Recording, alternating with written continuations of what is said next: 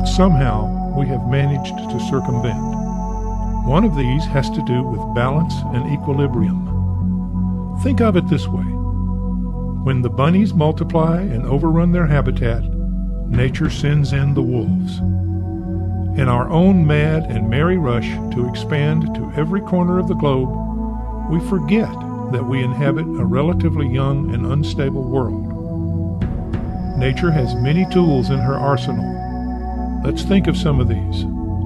Imagine the impact on the world's economy, logistics, and infrastructure when the inevitable great quake and tsunami on the West Coast finally hits.